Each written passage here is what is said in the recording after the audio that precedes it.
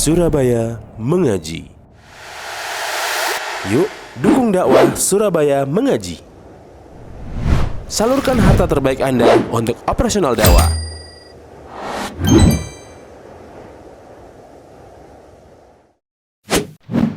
SM Store, amanah dalam muamalah. Bismillahirrahmanirrahim. Assalamualaikum warahmatullahi wabarakatuh. Alhamdulillahirabbil alamin, wassalatu wassalamu ala asyrafil anbiya'i wal mursalin nabiyina Muhammadin wa ala alihi wa sahbihi ajma'in. Ya ayyuhalladzina amanu taqullaha haqqa tuqatih wa la tamutunna illa wa antum muslimun, amma ba'd. Naam ikhwani fillah rahimani wa rahimakumullah. Alhamdulillah, pada kesempatan yang mulia ini kita kembali dipertemukan oleh Allah untuk kita melanjutkan pembahasan kitab At-Tauhid Al-Muyassar. Kita sampai pada bab Al-Kahanatu wal-Arafah. Al-Kahanatu wal-Arafah. Jadi ini praktek perdukunan dan ramalan gitu ya. Al-Kahana wal-Arafah ini. Ya, ta'riful kahin, pengertian al-kahin. Al-kahin, seorang dukun paranormal ini yang sering orang-orang menyebutnya. Cenayang, apalagi indigo ya. Dan yang serupa dengan itu.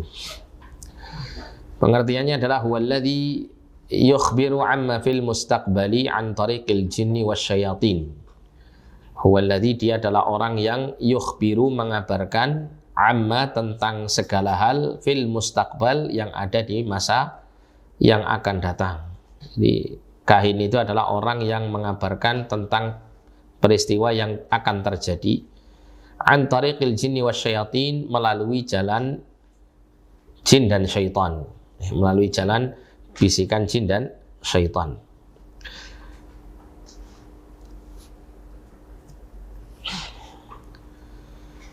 Nah, mungkin timbul pertanyaan, apakah jin dan syaitan mengetahui perkara yang gaib? Jadi secara asal mereka tidak mengetahuinya ya. Secara asal mereka tidak mengetahui segala apa yang akan terjadi ya, namun berdasarkan apa yang telah diakui oleh jin yang Allah abadikan di dalam Quran surah Al-Jin mulai ayat 8 sampai 9, di situ kita bisa mengetahui bahwa jin itu dulu ya biasa melakukan perjalanan ke langit dalam rangka untuk mencuri dengar berita langit. Jadi ketika Allah SWT menetapkan suatu hal yang akan terjadi di atas muka bumi ini, maka Allah mengabarkannya kepada para malaikat.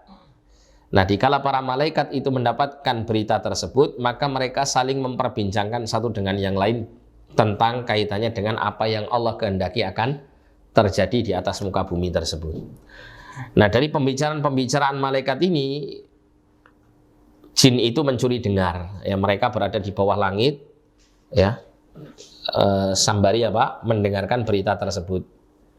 Kemudian setelah itu baru apa? Mereka ini menyampaikannya kepada wali-walinya, yaitu dari kalangan dukun dan para tidak normal ini, gitu ya.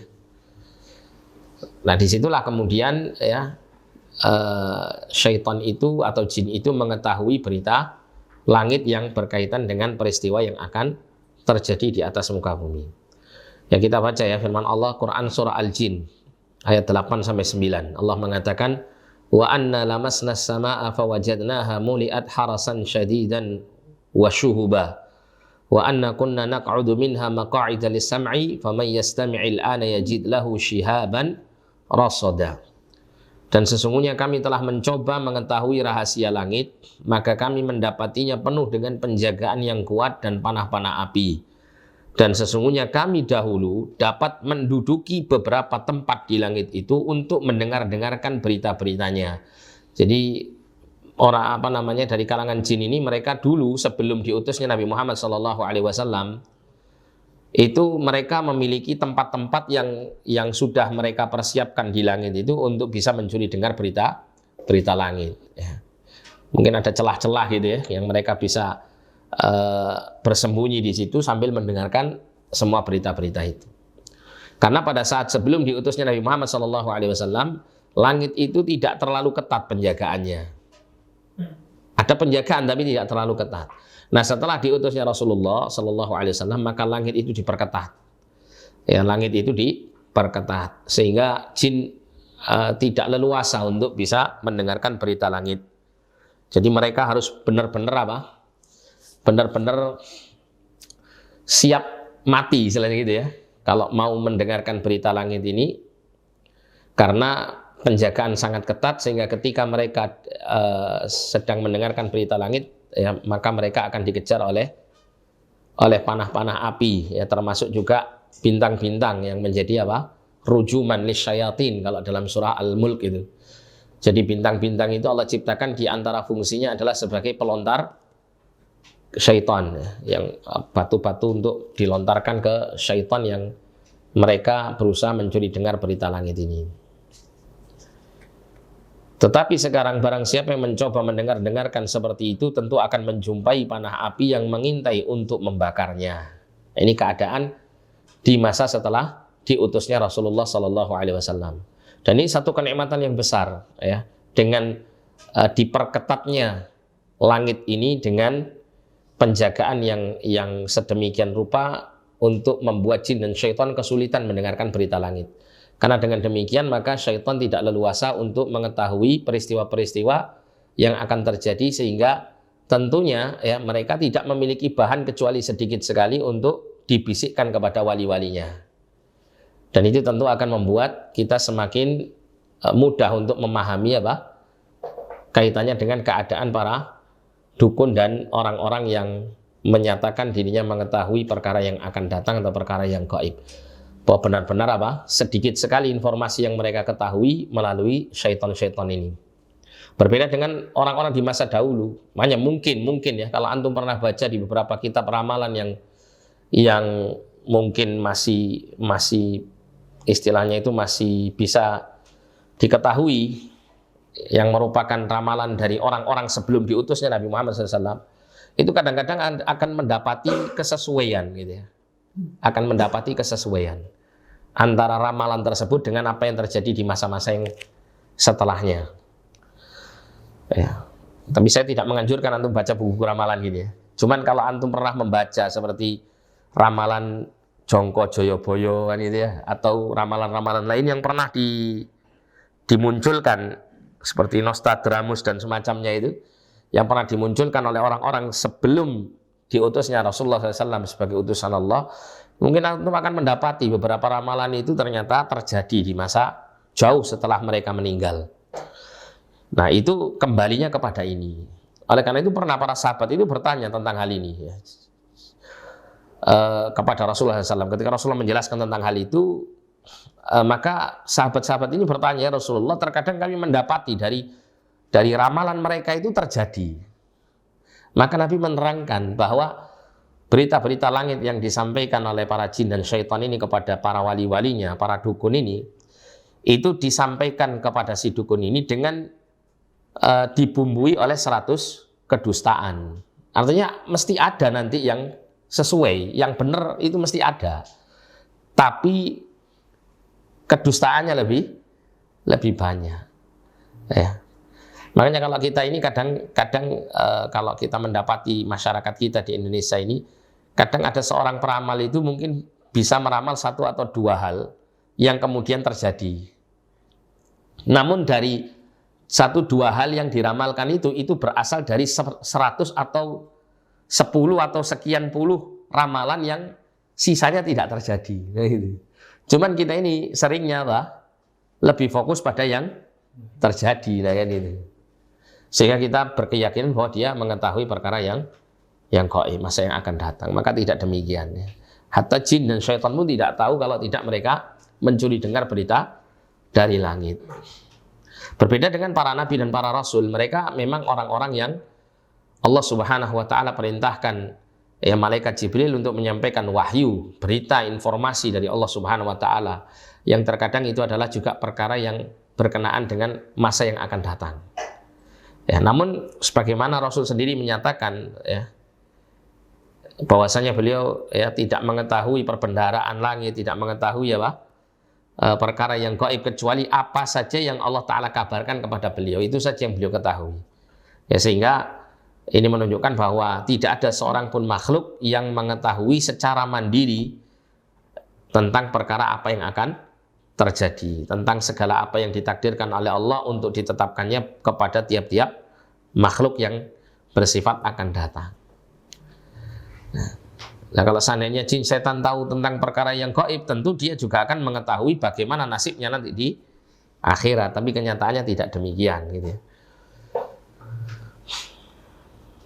Ya, termasuk juga dalam hadis itu diterangkan ya, hadis yang panjang ini. Antum bisa cari di internet juga ada ini. Hadis riwayat Bukhari nomor 4800. Hadis mengenai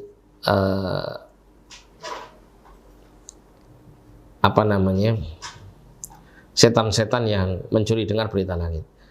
Jadi Nabi mengatakan idza qadallahu al-amra fis sama'i darabatil malaikatu bi ajnihatiha khud'anan liqaulihi ka'annahu silsilatun 'ala safwanin fa idza fuzzi'a an qulubihim qalu madza qala rabbukum qalu lilladzi qala al-haq wa huwa al-'aliyyul kabir fayasma'uha mustariqus sam'i wa mustariqus sam'i hakadha ba'du fawqa ba'din wasafa Sufyanu bikaffihi faharafaha wa baddada baina asabi'ihi fayasma'ul kalimah fayulqiha ila man tahtahu thumma yulqiha al-akhar ila man tahtahu hatta yulqiha ala lisani sahiri awil kahin farubbama adraka asy-syihabu qabla an yulqiyaha wa rubbama alqaha qabla an yudrikahu fayakdhibu ma'aha mi'ata kadhbatin fayuqalu alaysa qad qala lana yawman kadza wa kadza wa kadza fayusaddaqu bitilkal kalimah allati sami'a minas sama'. Jadi ketika Allah Subhanahu wa taala menetapkan suatu urusan di langit yang Allah Subhanahu wa taala menginginkan hal itu terjadi di atas muka bumi, maka para malaikat itu meletakkan sayapnya dalam rangka tunduk pada perintah Allah. Memukulkan sayapnya maksudnya. Kemudian firman Allah yang mereka dengarkan itu seolah-olah seperti suara gemerincing rantai di atas batu. Hal ini memekakkan mereka, membuat takut mereka. Ya, sampai apabila rasa takut telah dihilangkan dari hati mereka, mereka baru berani mengucapkan kata-kata. Jadi para malaikat ini ketika Allah berfirman kepada mereka dengan suara yang dikatakan seperti silsilatun ala safwanin ini, seperti gemerincingnya rantai yang dipukulkan di atas batu, itu para malaikat ketakutan, ya, ketakutan. Ada yang mengatakan bahwa mereka menjadi pingsan dan seterusnya. Namun ada salah satu para malaikat yang setelah Allah berfirman kepada mereka, ada satu malaikat yang kemudian Allah jadikan dia malaikat yang paling cepat hilang rasa takutnya, yaitu siapa? Malaikat Jibril. Ya, malaikat Jibril. Maka malaikat Jibril bangkit dan menyampaikan berita yang disampaikan oleh Allah kepada para malaikat-malaikat yang lain, sampai pada malaikat yang ada di langit dunia, gitu ya. Oleh karena dalam Quran itu Allah menyebutkan ya, tentang perkataan para malaikat saling bertanya apa yang telah difirmankan oleh Tuhan kalian. Mereka mengatakan apa yang difirmankan oleh Allah Subhanahu wa taala mesti adalah suatu kebenaran karena Dia adalah Tuhan yang maha tinggi lagi maha besar. Maka disitulah kemudian mustariqus sam'i mendengarkannya. Mustariqus sam'i itu makhluk yang menyadap berita dari langit, yaitu syaitan-syaitan ini. Nah, digambarkan dalam hadis ini, jadi para penyadap berita ini, ya, syaitan-syaitan ini posisinya itu saling bertumpuk-tumpuk. Mungkin seperti kalau ada lomba panjat pinang gitu ya. Dia bertumpuk-tumpuk sampai di langit. Jadi ketika yang paling atas itu mendengarkan berita dari langit itu langsung menyampaikannya yang ke bawah terus begitu.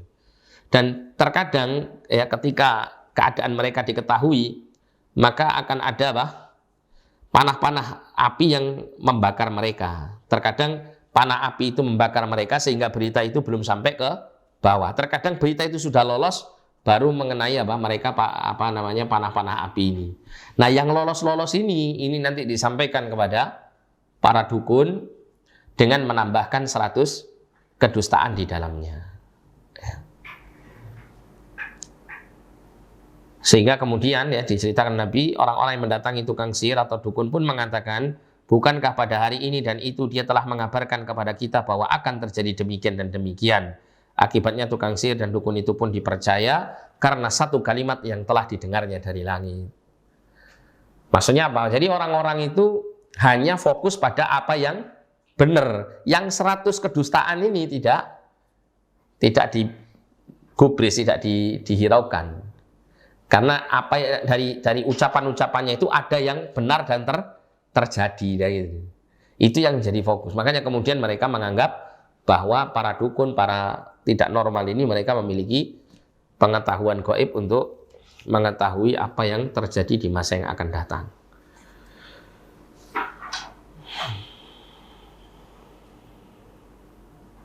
Termasuk juga dalam riwayat Bukhari yang lain ya, diceritakan al-malaikatu tatahaddatsu fil anan wal ananul ghamam. Jadi para malaikat itu berbicara satu dengan yang lain itu fil anan, di al-ghamam, di awan-awan. Ya, bil amri, dengan sesuatu yakunu fil ardi, yang akan terjadi di muka bumi.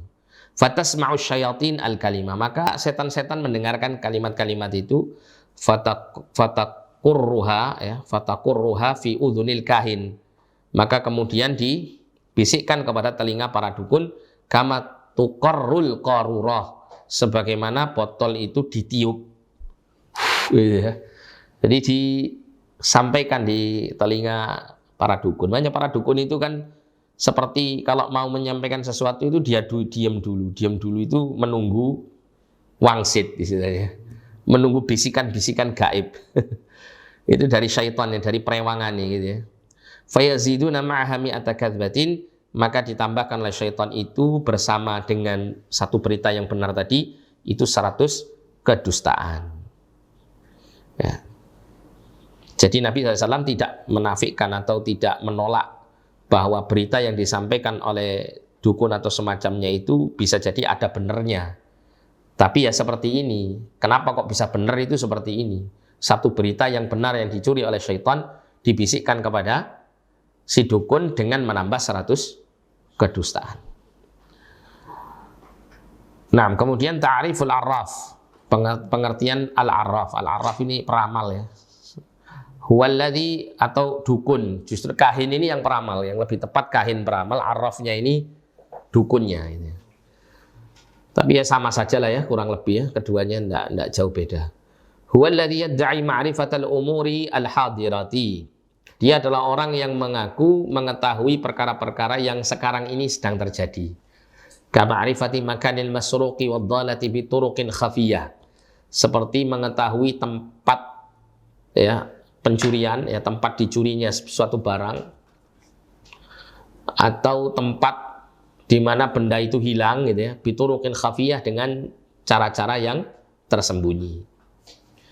Ya, kita terkadang mendapati di tengah masyarakat kita ini mungkin pernah dengar ya bahwa ada orang kehilangan benda tertentu atau kehilangan seseorang, maka dia datang kepada orang-orang yang disebut arraf ini, dukun ini, sembari bertanya tentang di mana benda yang hilang itu, atau terkadang juga bertanya siapa yang mencuri barang saya dan seterusnya gitu ya.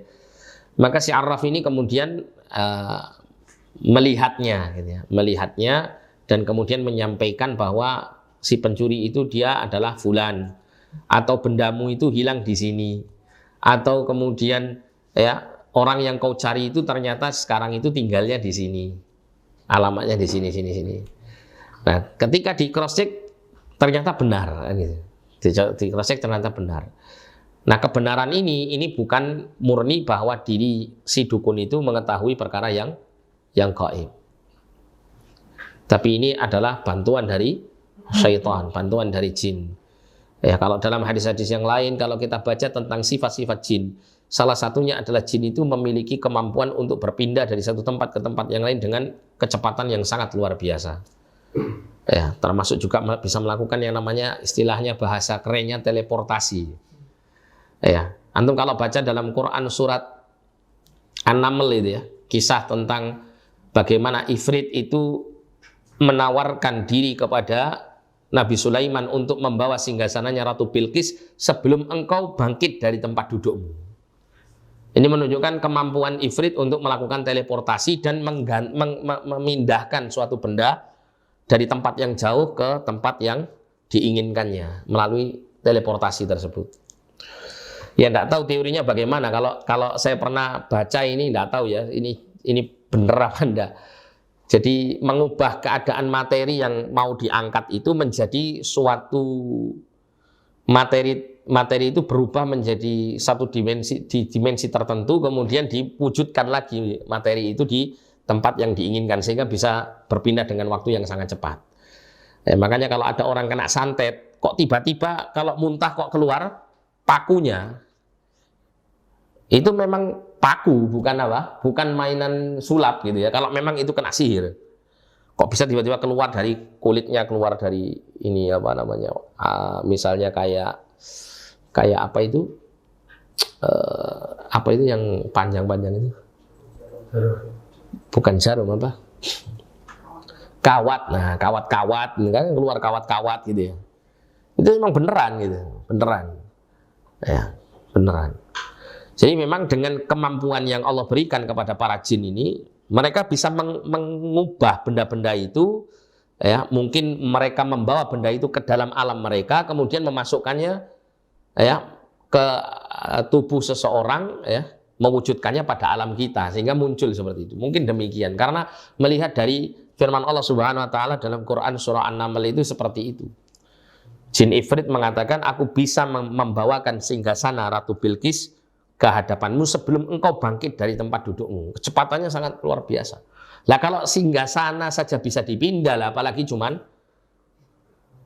paku, mudah bagi jin.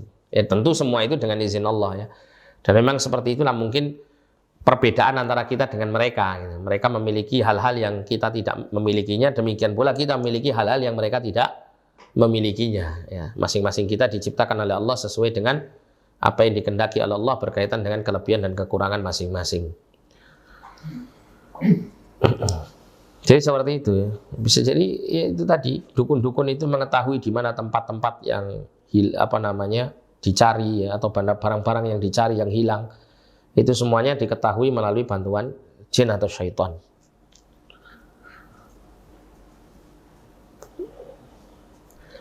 Namun ini semuanya tentu tidak gratis.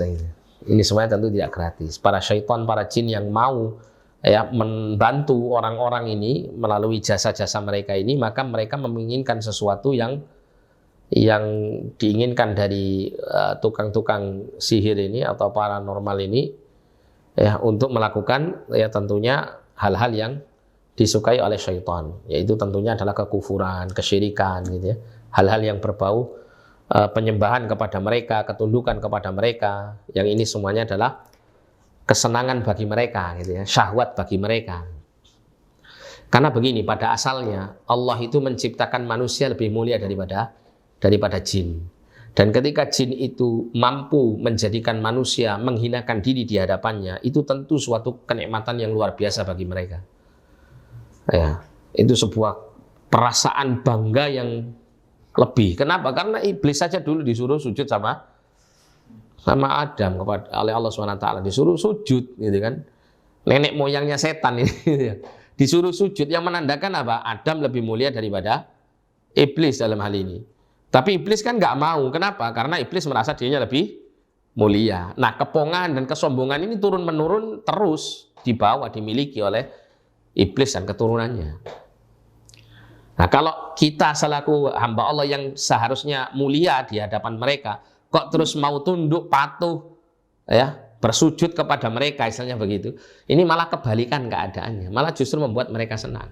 Disitulah mereka rela memberikan apapun selama mereka terus membuat jin atau syaitan ini semakin mereka agungkan.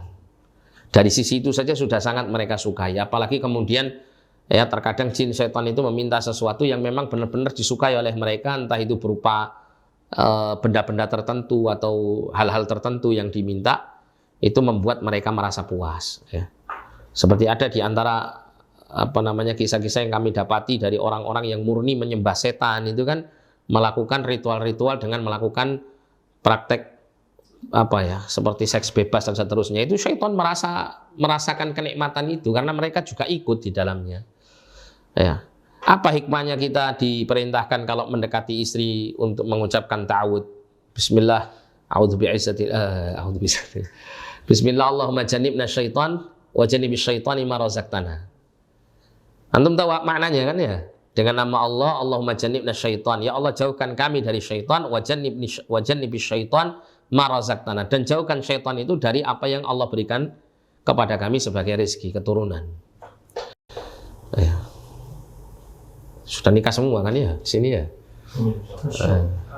Enggak ada yang belum nikah? Ada yang belum nikah? Ya? Mana?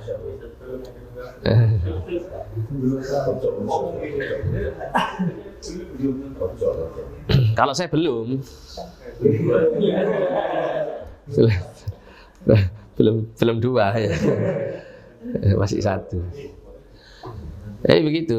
Nah, di situ menggambarkan bahwa syaitan itu memang memiliki ya kemampuan untuk ikut serta di dalam apa? Berhubungan biologis. Dan akan merasakan kelezatannya juga seperti halnya manusia melakukan hubungan biologis. Ya, sehingga kita minta perlindungan kepada Allah dari syaitan ini untuk dijauhkan dari syaitan. Ya.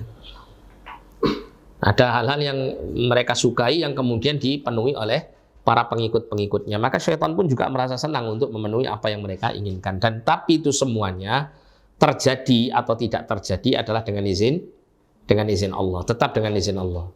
Makanya banyak orang juga yang kalau disihir itu kadang juga nggak mempan kan gitu ya. Disihir berkali-kali ya nggak apa-apa. Kenapa? Karena Allah tidak mengizinkan sihir itu mengenai pada dirinya. Nah, kemudian iddia'u ilmil ghaib, mengaku tentang ya mengetahui ilmu yang gaib. Maka hukumnya adalah kekufuran. Li'annahu takdzibun lil Qur'an, karena dia telah mendustakan Al-Qur'an. Al-Qur'an berfirman ya, An-Naml surah 65 ayat 65, qul la ya'lamu man fis samawati wal ardil ghaiba illallah. Katakan Muhammad, tidak ada yang mengetahui siapapun di langit dan di bumi perkara yang gaib kecuali Allah. Hatta malaikat tidak tahu kalau enggak Allah menyatakannya, menceritakannya, menyampaikannya. Baru para malaikat tahu. Malaikat kemudian memperbincangkannya kan gitu. Lah apalagi manusia, wong malaikat yang tinggalnya di langit dekat dengan Allah saja mereka nggak ngerti tentang apa yang terjadi.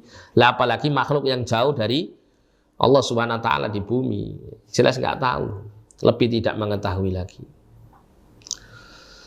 Jadi ini yang dimaksud mengetahui yang gaib itu secara mandiri ya. Menyatakan kalau ada orang mengatakan saya mengetahui setiap nasib orang itu, nah itu dustakan saja orang seperti ini.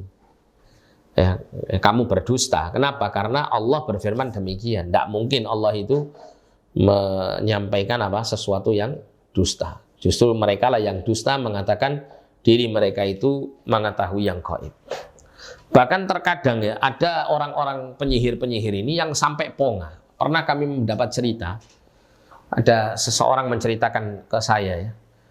Jadi pernah ditemukan ada orang itu yang melakukan semacam ritual sampai dia itu mati, mungkin karena nggak makan nggak minum gitu.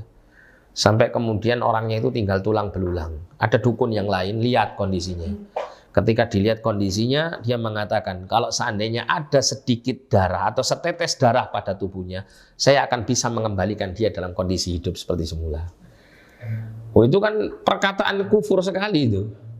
Apa mungkin orang itu bisa menghidupkan orang yang mati kalau tidak Allah Subhanahu wa taala? Tidak mungkin bisa. Ya. Tapi kadang-kadang ya orang-orang ya dari kalangan wali-wali syaitan itu terkadang seperti itu. Ya, terkadang mereka menyatakan berlebih-lebihan di dalam hal ini. Dan termasuk para sufi ya, para sufi itu kadang mereka juga mendekati seperti dukun kondisinya. Ya, mereka meyakini diri mereka mengetahui perkara yang gaib dan semacamnya. Termasuk juga kalau antum pernah baca beberapa kitab-kitab orang Hindu, itu para pendeta-pendeta Hindu itu mereka dengan kesombongannya mengakui dirinya itu mengetahui hal-hal yang gaib. Ya saya pernah baca salah satu buku yang ditulis oleh orang Barat. Saya lupa bukunya, cuman ini kisah nyata yang dia tulis. Jadi dia pernah berada di daerah India. Dia melakukan perjalanan, ya mungkin tidak tahu, dia mungkin berpetualang atau meneliti atau bagaimana, tidak ngerti. Cuman waktu itu dia datang di salah satu pedalaman di India, di suatu desa di India, kemudian menemui seorang pendeta. Kemudian ketika orang ini tidur, si pendeta ini dia mengaku kalau dirinya itu bisa kemana-mana gitu ya, bisa berpindah tempat dengan waktu yang singkat dengan jarak yang sangat jauh. Nah ketika di pagi hari tiba-tiba si pendeta Hindu ini membawakan sebuah benda Yang benda itu di India nggak ada, saya lupa bendanya. Dia kemudian berikan ke si orang barat ini, diberikan kepada dia, sembari si pendeta Hindu mengatakan, aku mengambilnya dari negara yang ada patung yang bawa obor. Patung besar yang membawa apa? Obor. Maksudnya apa? Dari Amerika Serikat. Jadi malam hari itu dia ke Amerika Serikat ngambil barang itu, kemudian balik lagi ke India, keesokan paginya diberikan. Ya. Ala kulli hal ya, semacam ini permainan syaitan. Nggak bisa kita pastikan kebenarannya. Kalau seandainya syaitan itu bisa memindahkan dia dengan izin Allah tentunya, seperti Ifrit tadi, dengan izin Allah memiliki kemampuan demikian, ya itu semuanya adalah bantuan syaitan. Dan tentunya tidak sama antara bantuan syaitan dengan benar-benar sebagai mukjizat yang dirasakan oleh Rasulullah ketika berpindah dari kota Mekah ke Palestina, kemudian naik ke langit dalam waktu semalam. Ya. Nah, kita lanjutkan di sini. Aqsamun man yukhbiru 'anil mughibat. Mughibat ya. Pembagi aksam itu macam-macam gitu ya. Man yukhbiru 'anil mughibat. Orang yang mengabarkan tentang perkara-perkara yang gaib. Yang pertama, man akhbara 'anil ghaib bi tariqil jin fahadha yusamma kahinan. Siapa yang mengabarkan tentang perkara yang gaib dengan jalan jin, melalui perantara jin, maka ini dinamakan kahin.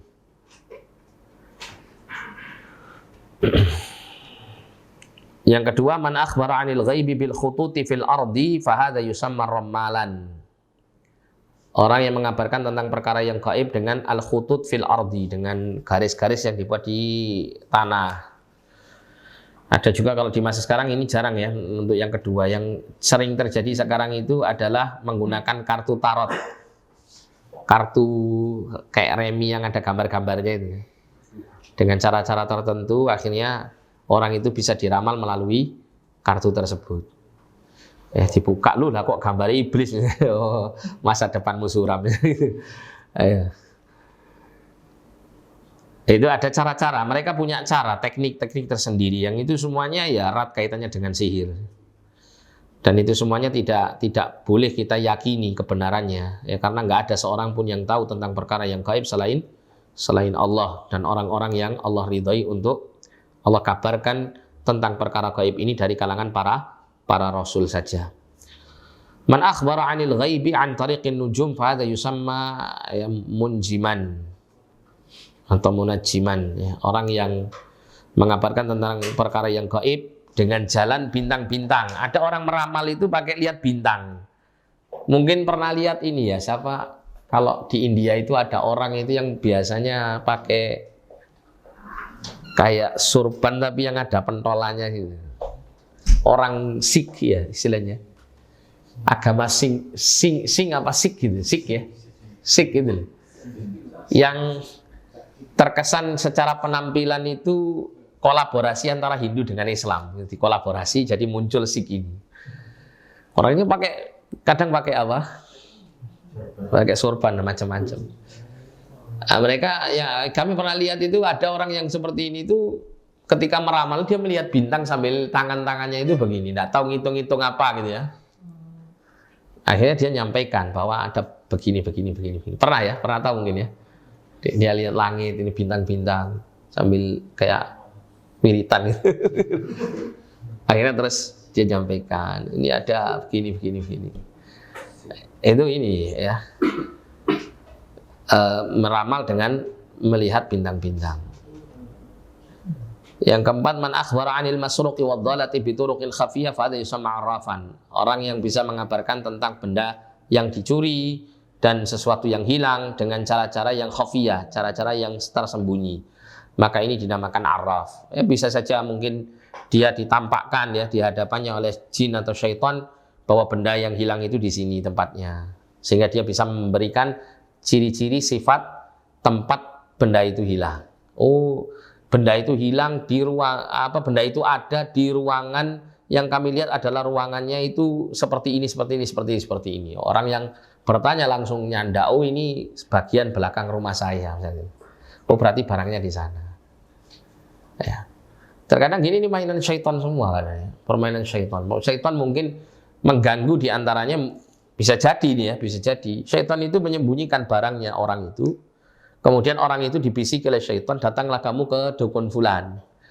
Kalau kamu ingin tahu bendamu di mana, datang di dukun fulan. Nah, syaitan ini nanti akan mengabarkan kepada dukun ini bahwa bendanya itu hilangnya di sini. Bisa saja terjadi seperti itu. Jadi permainan saja. Intinya syaitan sendiri nggak mengerti tentang perkara yang gaib. Ya, kalau ada satu benda yang hilang, syaitan nggak tahu. Kalau memang benar-benar hilang, nggak tahu. Ya, kecuali dia akan bertanya pada syaitan-syaitan yang lain. Karena syaitan itu satu dengan yang lain saling bekerja sama untuk menyesatkan manusia. Bersatu mereka untuk menyesatkan manusia. Nggak ada pertikaian. Kita saja sering bertikai gitu ya.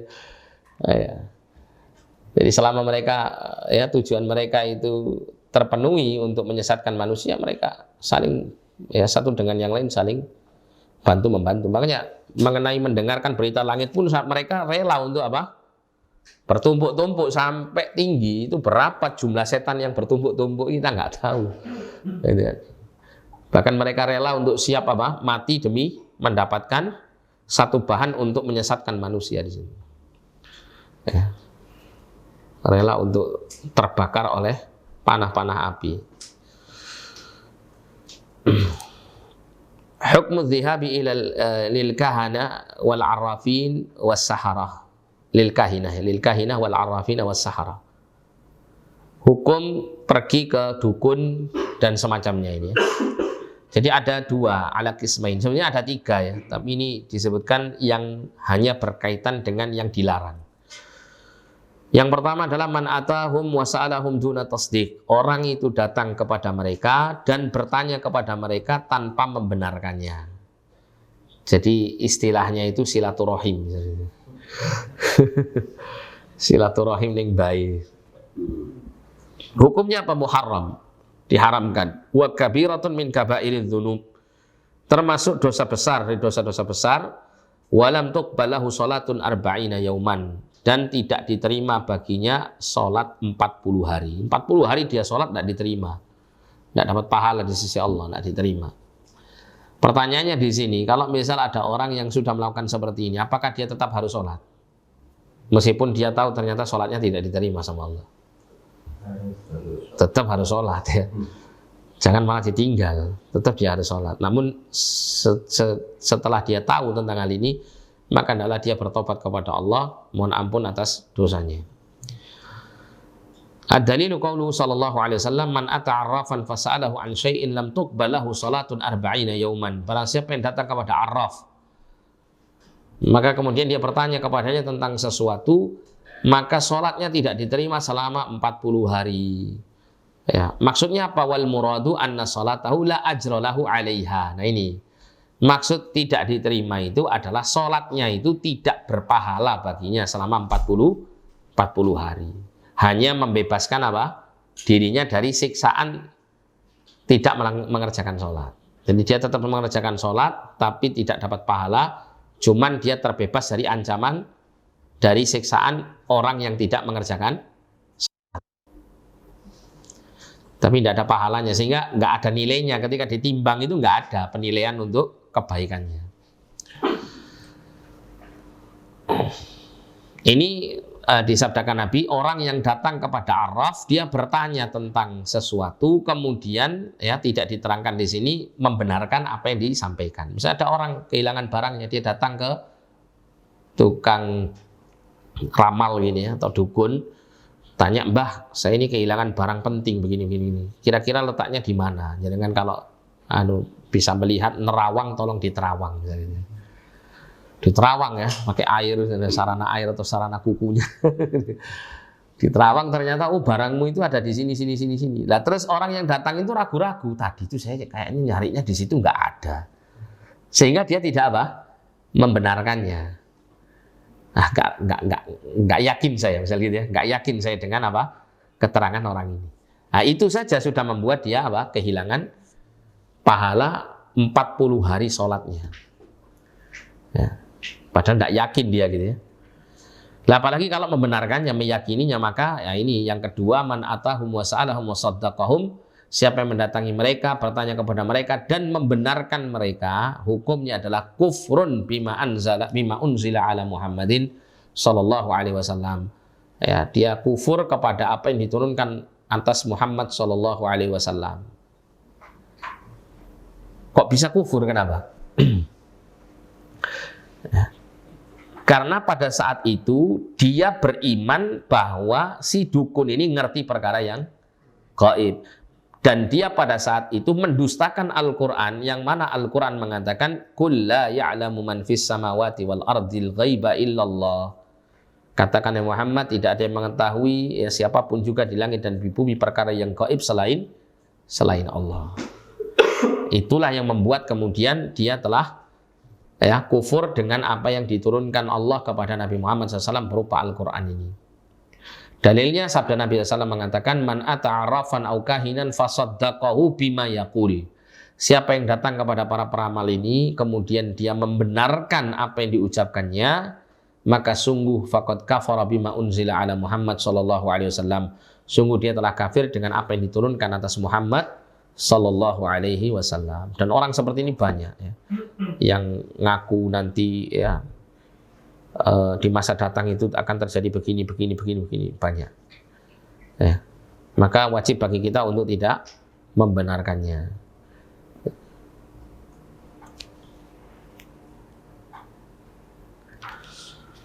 Nah, kita tutup dulu ya.